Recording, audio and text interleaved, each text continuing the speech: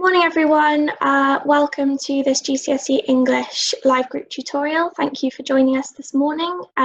This is part 4 of our series of tutorials on paper 1 question 3 of your English Language GCSE. So lots of you have joined us for parts 1, 2 and 3, so it's great to see you here today. We'll be wrapping up paper 1 question 3 today, so this is a sort of summary session and the tutor will be giving some tips and tricks for the exam, and then in our next session we'll be moving on to the next question. So our tutor today is Vicki. Lots of you know Vicki already as you've been in these sessions. Vicki is a trained English teacher and has been with my tutor for a really long time.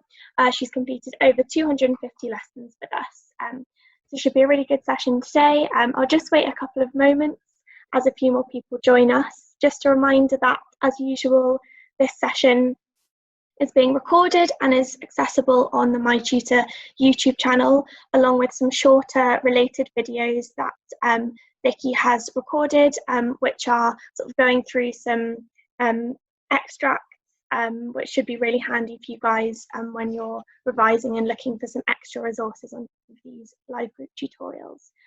So the session will be 1 hour, so we'll be wrapping up around midday, and as usual, just pop any questions you have in the chat Q&A, and myself and Vicki will do our best to answer those throughout and in a short Q&A at the end of the session.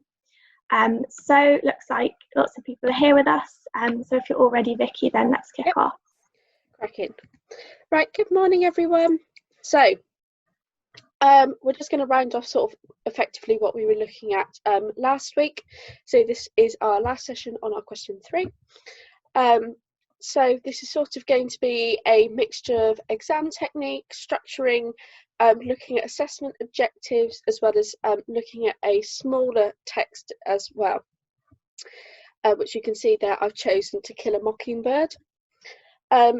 So in terms of assessment objective then, so we're looking at AO2, which is the same for question 2, language devices and features, which we looked at a couple of weeks ago.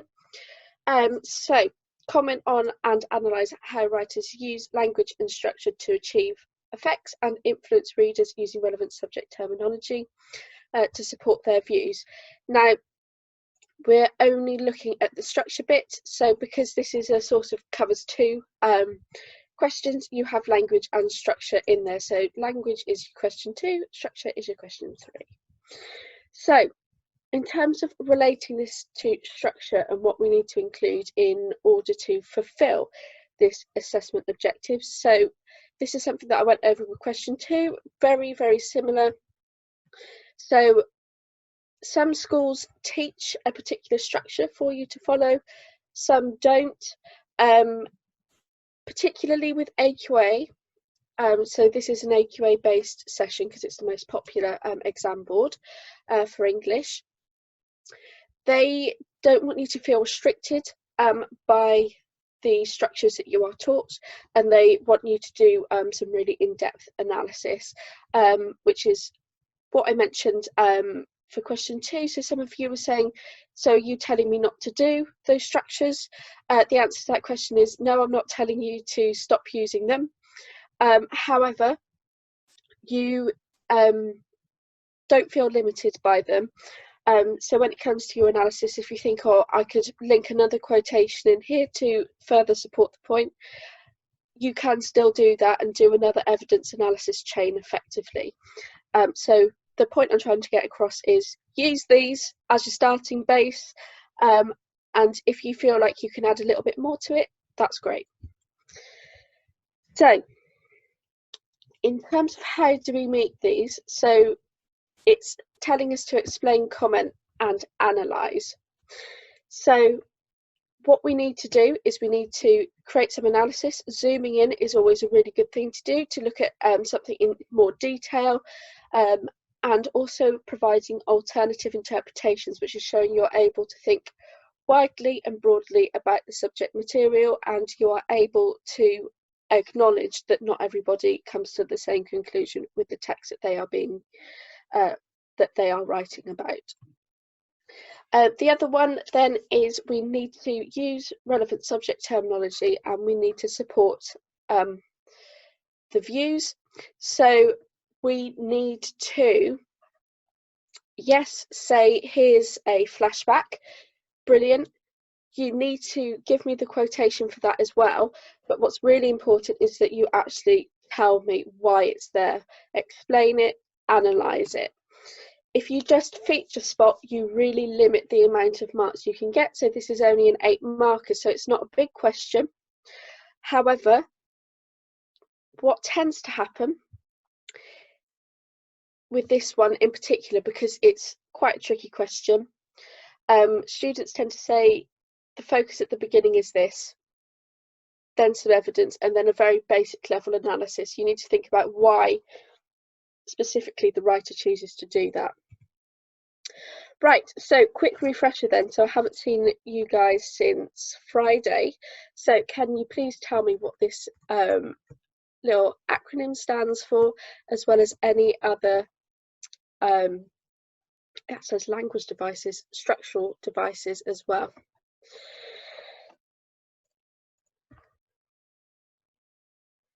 Yeah, zoom in, start setting, tone, lovely.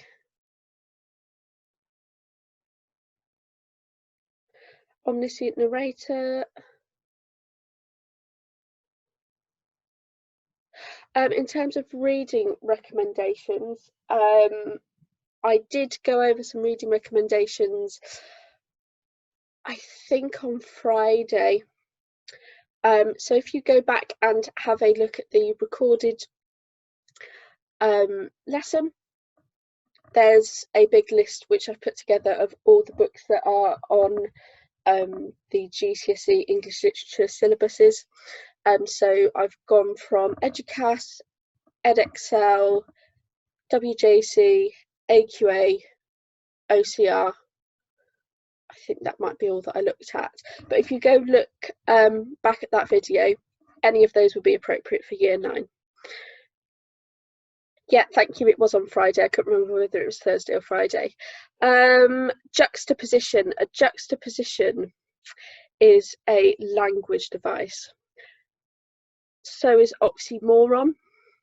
Focus, yep. Repetition, over the shoulder, so that's a type of perspective.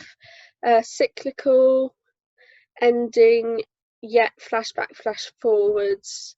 I think did anyone say perspective? Someone said over the shoulder, which is a type of perspective. We also have free indirect as well. Right, so the question pretty much always stays the same, which is really nice. The same for question 2 as well. Question 4, which we'll be starting to look at tomorrow, is a bit of a trickier beast, just because there's more variation into what they can ask you, but I will go through that with you tomorrow. So question 3 then, the only thing that's going to change is where in the novel or short story, AQA tend to choose short stories, just because short stories aren't as widely read.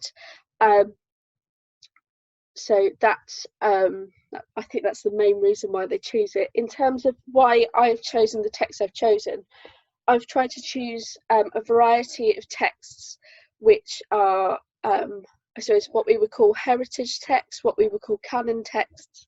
So texts that are very well respected. You will usually find them on, however many books to read before you die, that sort of thing. Those bucket lists of books, effectively. So I've tried to choose GCSE text level.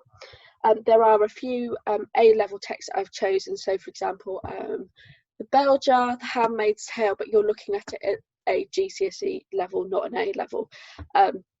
So there's a really nice range of text for you. And if you think, oh yeah, I really like that one, then perhaps go off and read it. So I've chosen the start of To Kill a Mockingbird, which is an absolutely fantastic book. I really do recommend it. So this is taken from the beginning of To Kill a Mockingbird. How has the writer structured the text to interest you as a reader? So we can talk about the focus at the beginning, how and why the writer changes the focus as the source develops, and any other structural features that interest you. So you can talk about any of the bullet point, there isn't an order, a hierarchy as to which ones are more important for you to answer. So, Kill a Mockingbird then. So, written by Harper Lee, published in 1960. There is also Go Set a Watchman, which is a sequel for this book, which came out 5 years ago, maybe 5-6 years ago. Yeah, this one's fantastic. I much prefer this one to the sequel. So, published in 1960.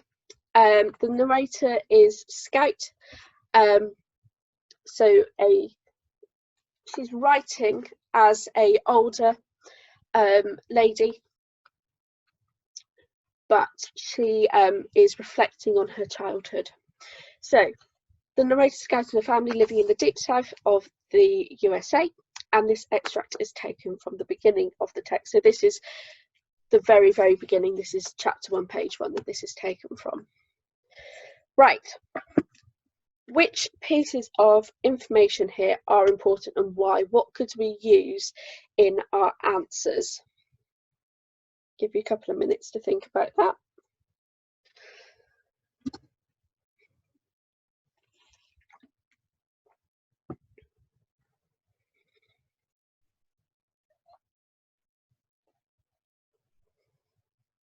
Which of these pieces of information could we quite easily weave into what we say?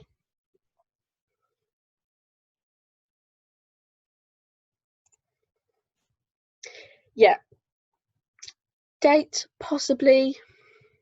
Whose perspective it is from is the main one that I wanted you to pull out, because that is relevant to the question we are answering.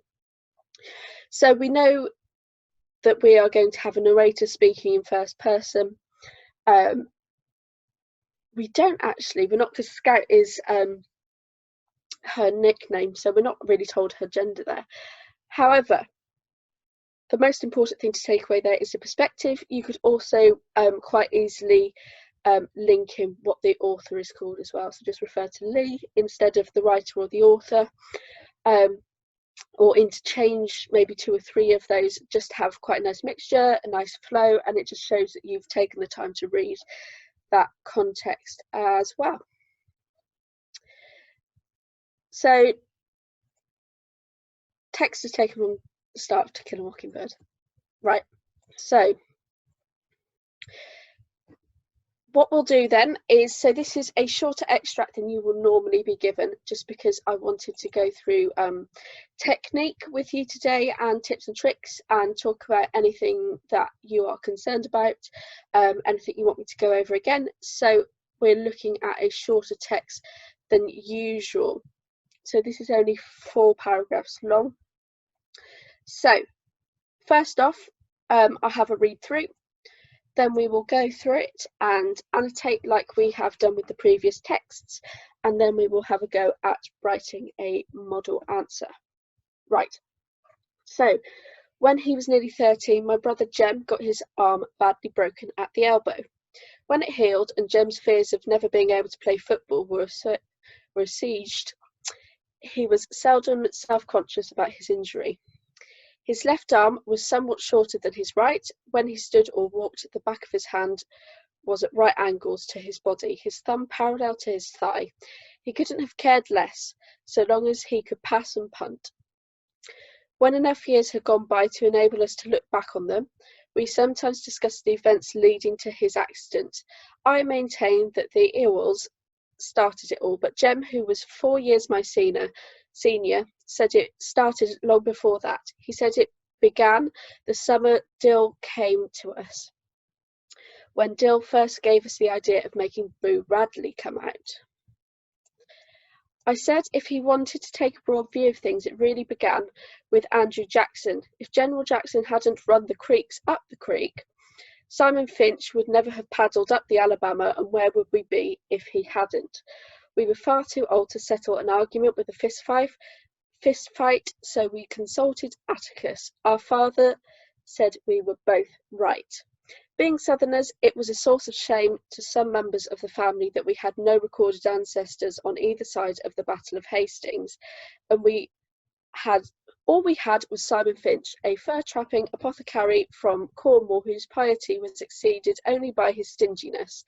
In England, Simon was irritated by the persecution of those who called themselves Methodists at the hands of their more liberal brethren, and as Simon called himself a Methodist, he worked his way across the Atlantic to Philadelphia, thence to Jamaica, thence to Mobile, and up the St. Stephen's. Mindful of John Wesley's strictures on the use of many words in buying and selling, Simon made a pile practicing medicine, but in the pursuit he was unhappy lest he be tempted into doing what he knew was not the glory of God, as the putting on of gold and costly apparel. So Simon, having forgotten his teacher's dictum on the possession of human chattels, bought 3 slaves, and with their aid established a homestead on the banks of the Alabama River, some 40 miles about St. Stephen's.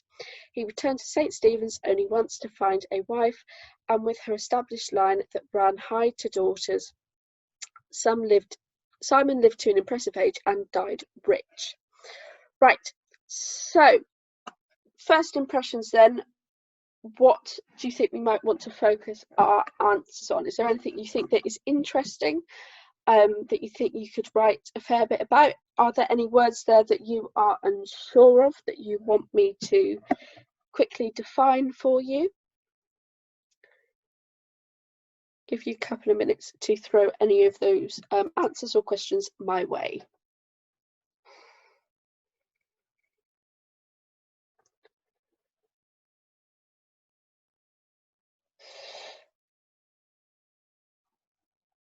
I would assume it would be American football, because in America they call what we call football soccer.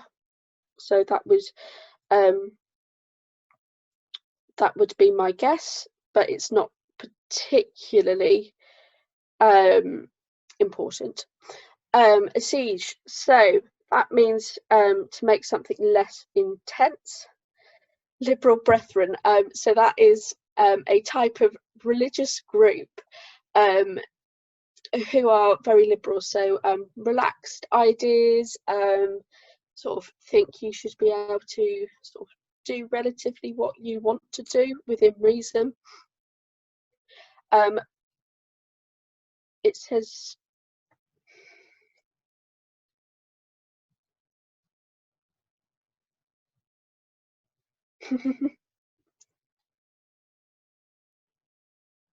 right, so in terms of English literature, which exam board uses this? I think WJEC. I think it's only on one exam board. However, you won't get a very well-known text in your English language, because there's a good chance you will have read it, and therefore that might give you an unfair advantage over other people that haven't read it. Right, what does piety mean? So that's the quality of being religious. Right, yeah, I think you could potentially comment on paragraph lengths, because they're quite irregular, aren't they? That's quite a nice one.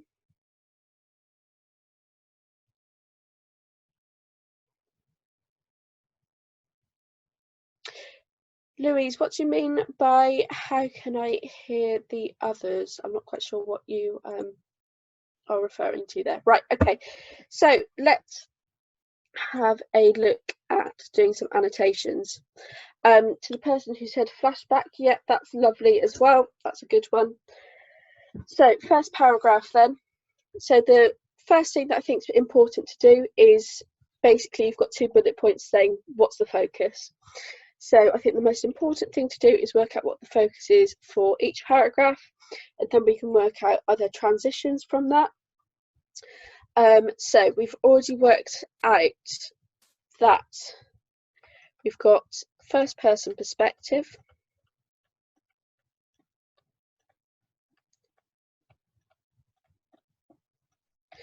and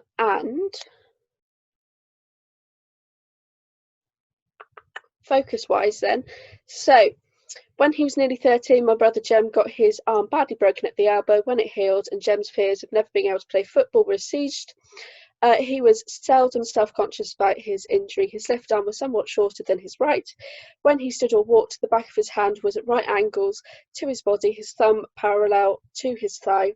He couldn't have cared less so long as he could pass and punt. So, what is the focus of this first paragraph? And what do you think about this being the focus of the first paragraph of the entire book? What's interesting about it?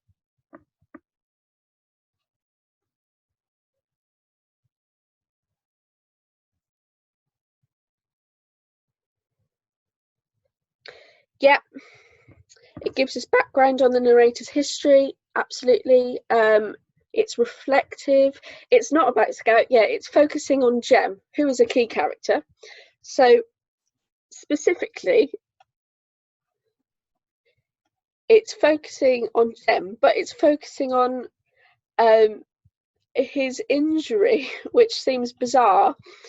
So I suppose it gives us some characterization, so that's another structural feature we could refer to. We can also refer to it being reflective and it being a flashback.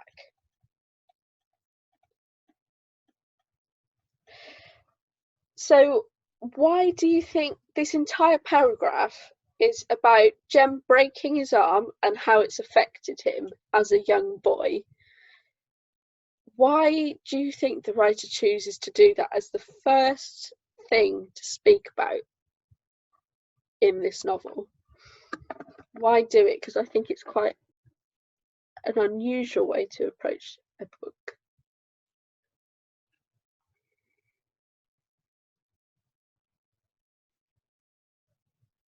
Yeah, that's a nice idea. So possibly being unfortunate from a young age, I really like that. Reflects their personalities and the fact that they're both young. Yeah. So it's quite mundane, isn't it?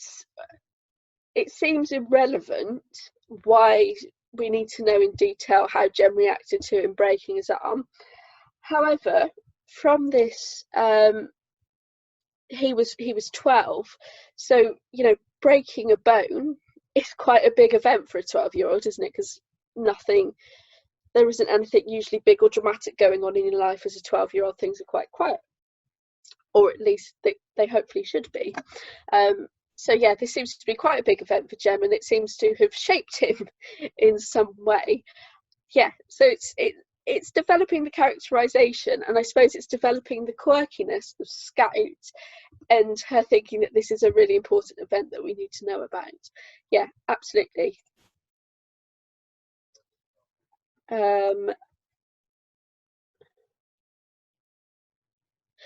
Yeah, so she wanting to go straight into the action, I suppose, but this isn't actually action in itself, is it? But it sets up for the rest of the extract that we are given in terms of their personalities, I suppose. Right, so when enough years had gone by to enable us to look back on them, we sometimes discuss the events leading to his accident. I maintain that the Ewells started it all, but Jem, who was 4 years my senior, said it started long before that. He said it began the summer Dill came to us, when Dill first gave us the idea of making Boo Radley come out. So, what's our focus in this paragraph? Yeah, there is a spelling of began there. I'm really irritated with myself. The annoying thing is that I've even read over this at least 3 times and I haven't noticed it. I apologise for that. There's one somewhere further down as well, isn't there? Yeah, so began is spelt incorrectly. Thank you for pointing it out. Yeah, so we're still in a flashback, aren't we? We've changed time periods. So we can say that we've got a transition of time periods. Yep, good.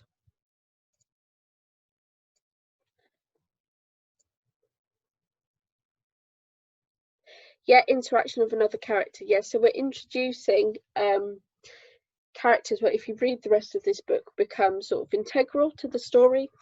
However, we don't know that from what we've read so far. So I would say then the focus is how should we phrase it? So I suppose we could talk about the focus is the debate between siblings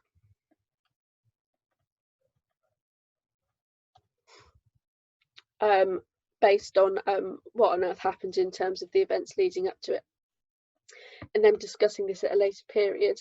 So the other nice thing that we're sort of told subtly is Scout's age. So we're told that Jem is 4 years her senior. So Jem was nearly 13, so 12, so Scout's around the 8 mark. So that helps us in terms of her characterisation, and also helps us in terms of tone. So I think the tone is quite playful. I think there's a definite childlike sense in it, even though this is written from an older Scout's perspective. Yeah, lovely. Right, so third paragraph then. I said if you wanted to take a broad view of the thing, it really began with Andrew Jackson. If General Jackson hadn't run up the creek, Simon Finch would never have paddled up the Alabama, and where would we be if he hadn't? We were far too old to settle an argument with a fist fight, so we consulted Atticus. Our father said we were both right. So, focus then. What's the focus of that paragraph?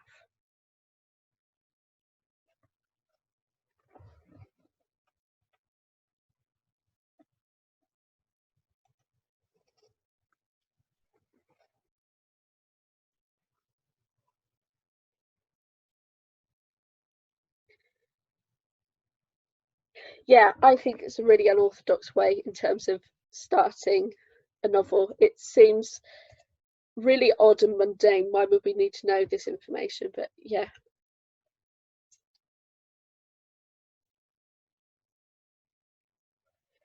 Yeah, so it's very childlike, isn't it? Them going to their father and saying, can you decide which one of us is right, please? Because we're just going to argue all day. Yeah, so the focus is, I suppose, the extension of settling the debate. So the transition between these two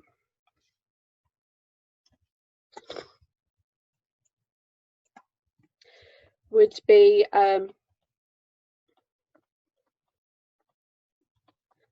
expanding the solution, basically. And then our final paragraph that we've got is the solution itself, effectively, which seems quite mad, takes a huge tangent and goes off and talks about something else. And so far we haven't actually found out what the book's going to be about. We're just still arguing about why Jem has broken his arm. So, being Southerners, it was a source of shame to some members of the family that we had no recorded ancestors on either side of the Battle of Hastings. All we had was Simon Finch, a fur-trapping apothecary from Cornwall, whose piety was exceeded only by his stinginess. In England, Simon was irritated by the persecution of those who called themselves Methodists at the hands of those of their more liberal brethren.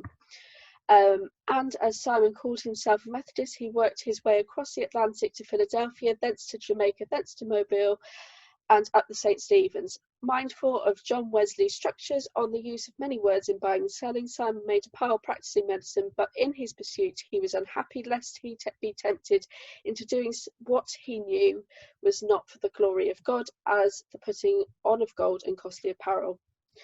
So Simon, having forgotten his teacher's dictum on the possession of human chattels, bought 3 slaves and with their aid established a homestead on the banks of the Alabama River, some 40 miles about St. Stephen's. He returned to St. Stephen's only once to find a wife, and with her established line that ran high to daughters. Simon lived to an impressive age and died rich. So what on earth is going on here, and why are we being told it? Why is it useful information?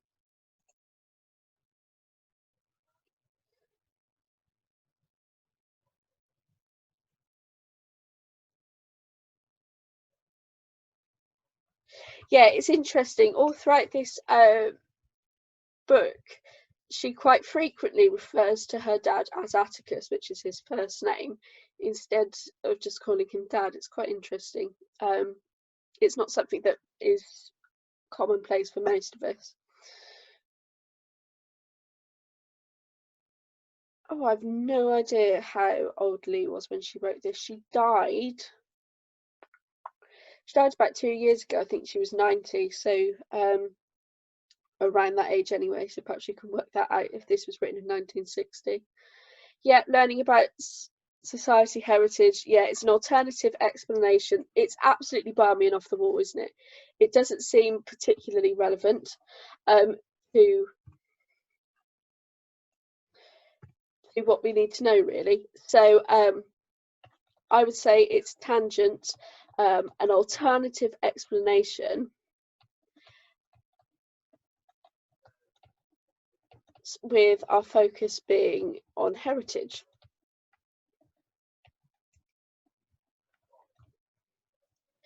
Now, I think the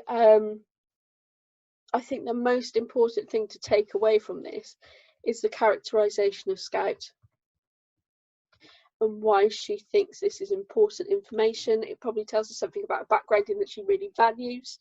Everything in terms of her family, she's quite a deep thinker. She's, I suppose, probably what we would call now a little bit sassy, in terms that she's quite happy to argue, and she's sort of takes things to the extreme like children do.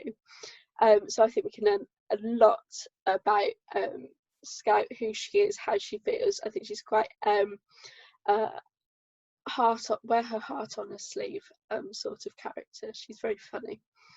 Right, so let's have a go then at thinking about answering this. So in terms of eliminating features that aren't particularly interesting, I think most of these are. It's just choosing the ones which you can speak the most about and the ones that you can link. So I've suggested shift in focus, repetition, or use of tone in terms of things that we could use to link together. So I think we definitely could link perspective and characterization together in terms of Scout, her feelings, her emotions, and how she views things. I think that's a strong one. We could mention transitions and flashbacks as a package. That would go quite nicely. I think we could also link tone in with perspective and characterization. I don't think there's anything here. I don't think we've gone absolutely wild, so we're not really told anything about the setting. Do we have an omniscient narrator? It's a flashback, so I suppose she's able to give us extra information, but I don't think she's all-knowing. Let's see what's coming in.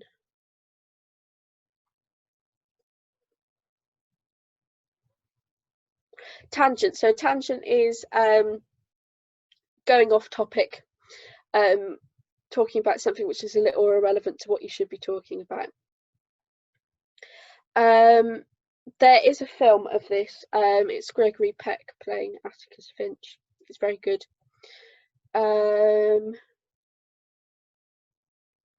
Yeah, showing off a rich heritage a little bit. That's quite nice. Yeah. I'll come back to what features do examiners like for extra marks in my FAQs. So those are the things I think we could link together. Right, let's have a go at some modelling then. So let's grab the text box. Right, so I think the most important thing to talk about is probably the characterisation of Scout and her perspective. I think it's probably the really strong ones we could talk about. So at the start of the extract, so making it clear where I'm focusing my answer on, and I'm also making it obvious which bullet point I am referring to. So this would be the first one. How does the writer focus our attention at the beginning? So Lee focuses the reader's attention, so I'm using language from the question, so I'm making it really obvious that I know what I'm talking about. On the character Jem, and then I'm going to embed my quotation, so my brother Jem. Quite a simple one, nothing particularly exciting to talk about, apart from that, yes, this is the evidence for where the reader's attention is. Right, by doing so, we immediately focuses our attention on the characterization of him. Just wants an American spelling, that's okay. Characterization of him, then I'm going to put my quotation. His left arm was somewhat shorter. Then I'm going to talk about why this is relevant or not relevant. So this appears to be mundane and irrelevant information. However, it allows the reader to both formulate, so I'm now talking about the purpose of it, I'm now explaining why I'm analysing, formulate their opinions about Jem, but also his sister Scout. Right, as this text is written from Scout's perspective, we see her innocent and happy nature conveyed through, should we say throughout the extract, because I think that probably is the case. He could pass and punt as my evidence there. So I've touched on what the focus is at the beginning. I've talked about Jem a little bit, but I've also talked about what we learn about Scout through her interpretation and opinion of Jem, and why we need to know this information. Just see what you've popped up. No, Dracula wouldn't come up, it's too well known. But I have given it to you as an example text. It is an A-level text as well, mainly.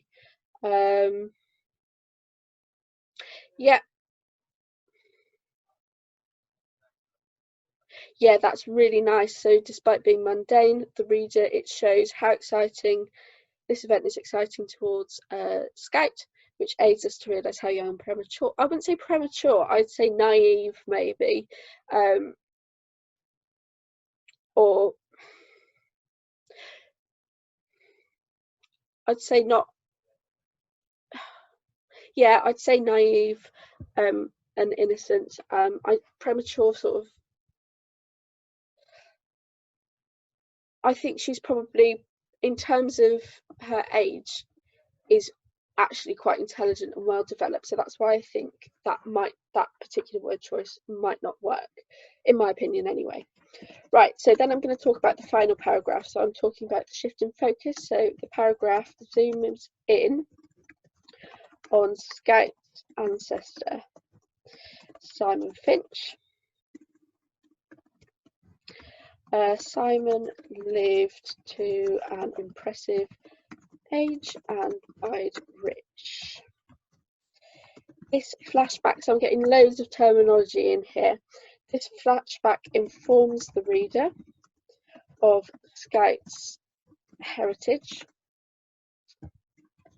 as well as Scout's opinion that she is proud of such an ancestor. All we had was Simon Finch. This further builds on her characterization of a girl who is informed and understanding of the world around her, but she is around her. Yeah, however,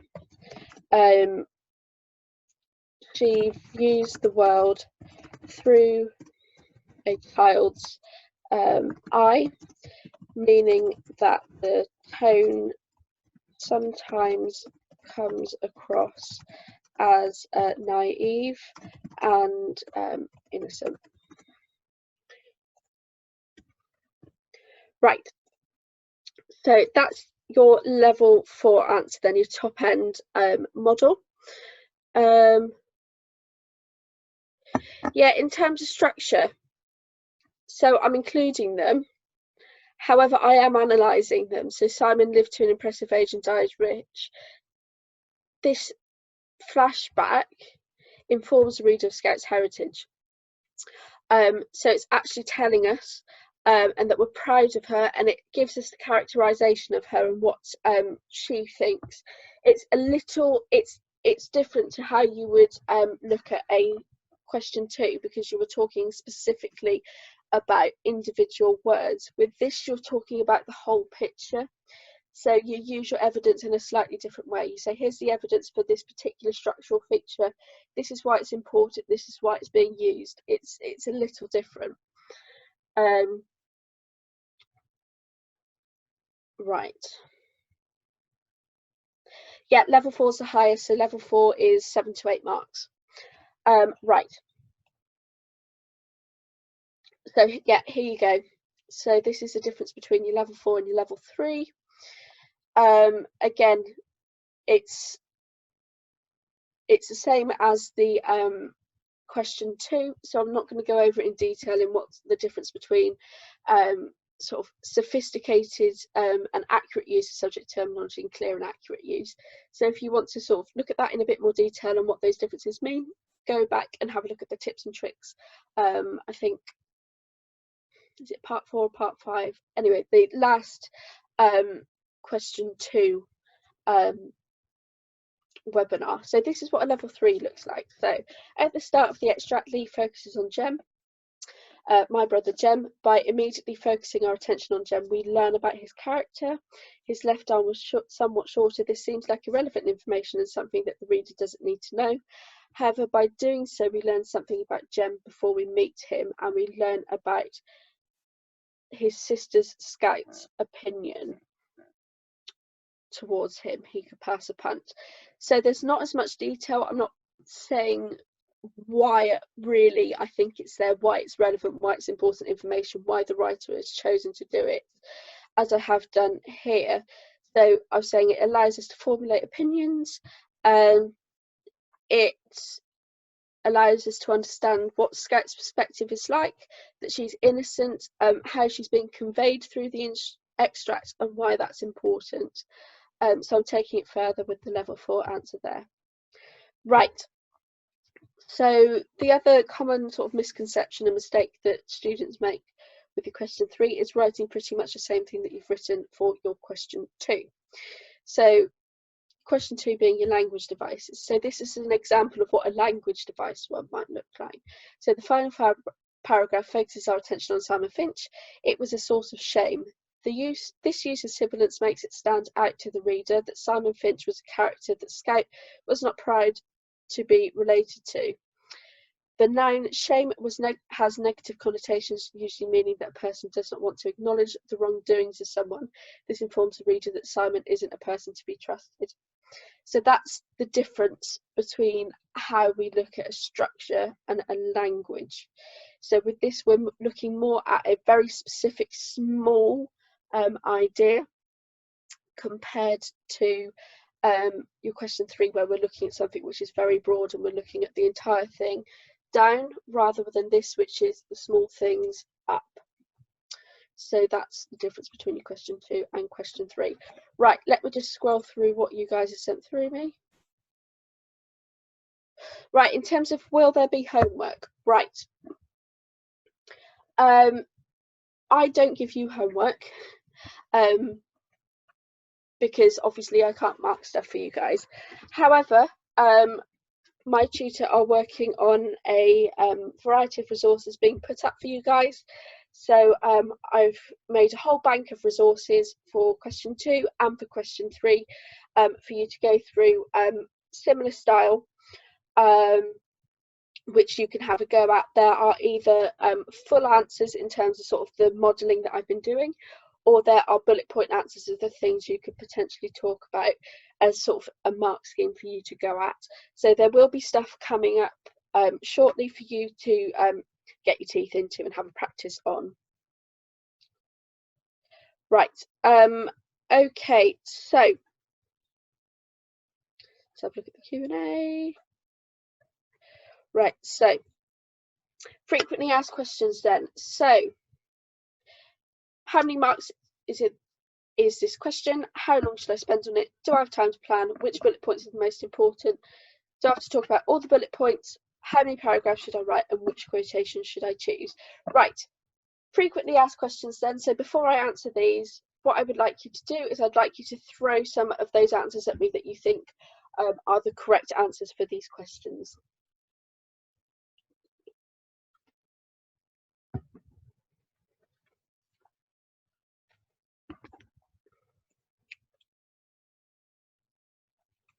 Right, so model answers and extracts.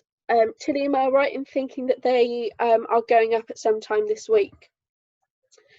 Yes, so we're in the process of putting all of those up. It probably won't be until next week that the written pieces of content are up. However, Vicky's recorded some great short videos showing some waggles, so what a good one looks like for various texts, which are up on YouTube as of this morning. So if you want to sort of get a head start before those other resources are up, you can go onto YouTube and see a few model answers there.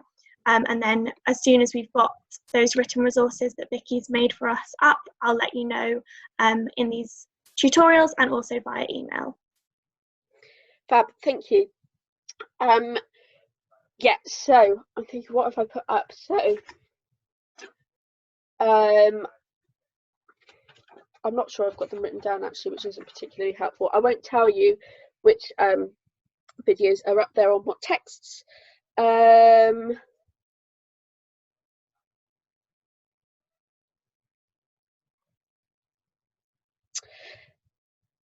I'll pass that one over to Tilly in terms of when the recent recordings of webinars are going up, because that's not my area. Do you know, Tilly? Let me know which ones you specifically mean. So all of the English ones from last week are up. Yeah, they are. Yeah, and as of this morning, we've also got 4 shorter videos up. So just double check after this the English playlist, and those should all be up there.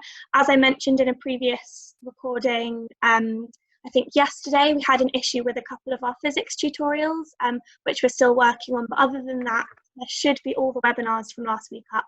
And there are definitely all of the English ones from last week. Yeah, I checked over the week and they are definitely up. Right, so yeah, it's an 8 marker. So how long should you spend? 10 to 12 minutes. Yeah, 15 at an absolute push.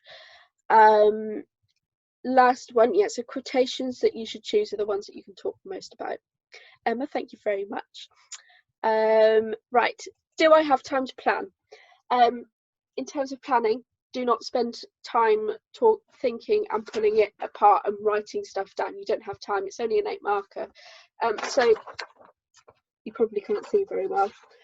So this is sort of the planning that I do.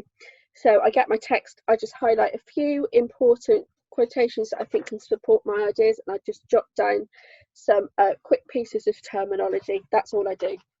And that's all you need to do as well. Right, bullet points, which are the most important to talk about. There isn't a hierarchy. Someone asked me earlier which structural features are the best to get you the most marks. There isn't one which gets you more marks than another one. They all have the same equal weighting. It's what you do with them and how you analyse which gets you those marks. So there isn't a preference. You don't have to talk about all bullet points. So it says you could. So where's our question here? So it says you could write about. That doesn't mean you must. You could. You can talk about, I would say aim for 2 of them. Otherwise, if you talk about one, you probably won't have enough. So today I've managed to get all 3 in, because I've talked about things like perspective and flashback and zooming in and out alongside the focus at the beginning and the end. Right. How many paragraphs should you be writing? I would say 2 chunky ones is big and will be enough, or perhaps 3 smaller ones. Right, I think that's all for those. Tips and tricks then. Pick short quotations. The examiner doesn't want you to copy down 2 or 3 sentences and that be the bulk of your answer. Consider the context that you are given. Consider why the devices are effective. That's what you need to be doing the most and spending the most time on. Why are they there? What do they do? Where are they, and why is that important? Consider why the writer has chosen to do things. Choose relevant quotations you can say a lot about. Don't paraphrase your quotations.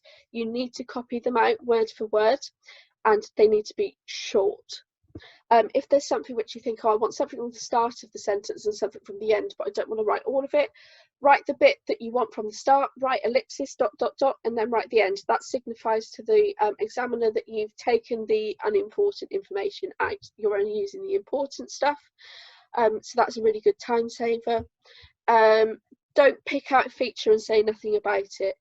You will get level 1 for just saying there's a flashback being used, here's the evidence. You won't get very far in terms of the mark scheme. Talk about other structural features when you are not sure what to say. So if you think, oh, I think this might be a transition, but it's not particularly interesting, I could write there's a transition and say, here's the evidence for this transition, but I don't really know why it's there, what I can say, why it's important, why the writer's chosen to do it. Don't talk about it, find something else to write about. You can talk about what the focus is at the start and what the focus is at the end. That is fine. You don't have to talk about other structural features if you do not want to. It is there as an option. Right, exam efficiency. Read the question before you start reading the extract, just to make sure that you are actively reading and that you're not effectively wasting your time. You know you're looking for something, what you're looking for. Use a highlighter or underline keywords and quotations in the question and the text. I think this is really important, particularly for those of you who tend to not take in a question very well and struggle to pick out the key terminology. Really good way to do it. I used to answer questions which weren't being asked, and then I wouldn't get very good marks. So that's what saved me for all of my exams up to uni level. So I think that's a really good technique. Keep in mind the questions you are going to cover whilst you read. So I would say for questions 3 and 4, read over questions 3 and 4 before you read the entire text, just because they're the ones that look at the majority of the source, so you're able to look for bits and pieces. Obviously, don't overwhelm yourself and try and sort of do a plan for question 3 and 4, but it just actively, you're starting to think, the cogs will start to turn in terms of what you think you might be able to write. Keep your eye on the clock again. So with this, it's only an 8 marker. If you've gone for 15 minutes on this question, move on, because your question 4 is worth 20 and your question 5 is worth 40. Those need to be done. Those are the ones that you need to be spending the most time on. So if you're someone who struggles with time management and you sort of get to the end of the exam and you've barely started question 5, perhaps start off with question 5 and work backwards, or question 4 and 5, because those are the bigger markers, and then save the other ones for the end. Right, in terms of revision, so learning this is, I think, sort of your best bet in terms of terminology. So that's, I would say, the most important thing in terms of terminology, just getting that in your head. And then this is what will be coming up for you when that written content comes up. The ones in bold are AQA texts on the English literature side. So if you are doing for example, Animal Farm, it'll be a nice revision for literature as well as language. So there is a really nice range of stuff going on there for you as well. Right, so we've just got a few minutes left, so please fire any other questions at me. Oh, how long is the exam? I think 1 hour 45. I think I will double check that for you. There was a question about are there any particular features that examiners particularly like? Yeah, the answer to that, I think I did answer that, is no, there isn't a favour, there isn't a preference, there isn't a hierarchy for which ones are better to use. There isn't one particular one that gets you more marks.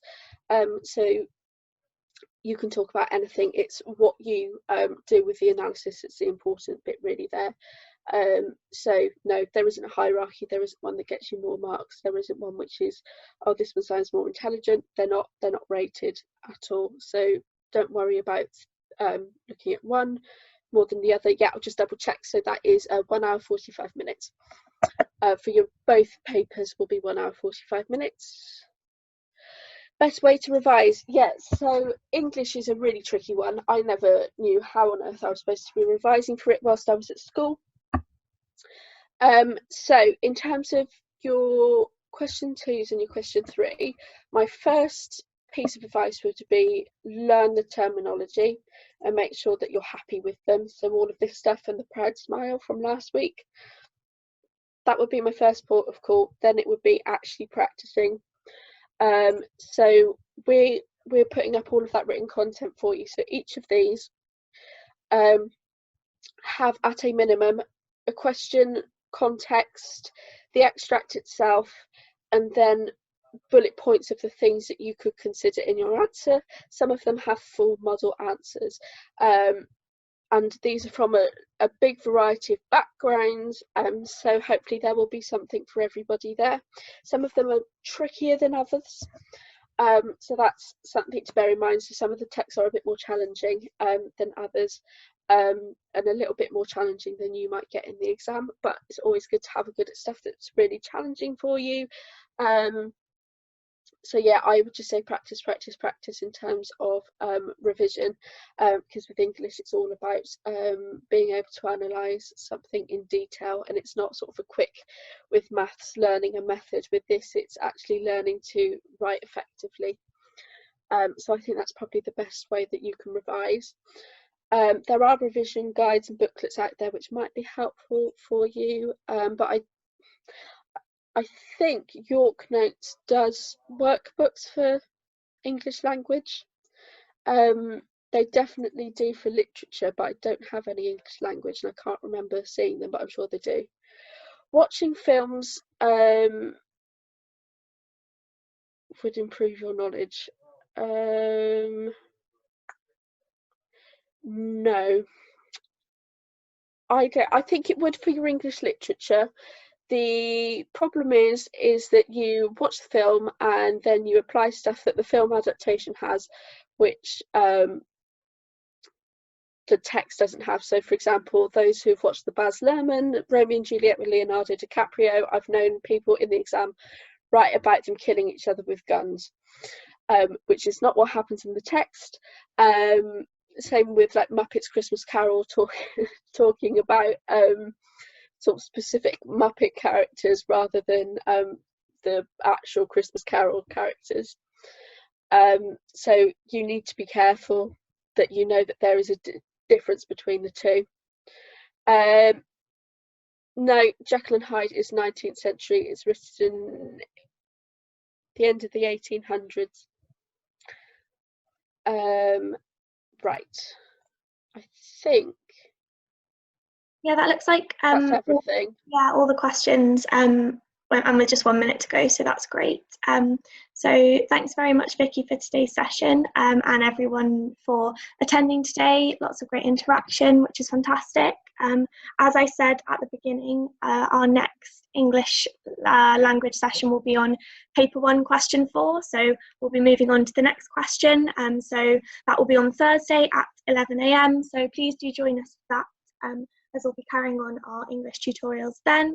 If you join us for other tutorials, just a reminder that today we've got maths at 2 PM, which is on graphs, and we've got biology at 3:15, which is on antibodies. So thank you so much for coming today, and hopefully see you guys in another session soon. Bye guys. Bye.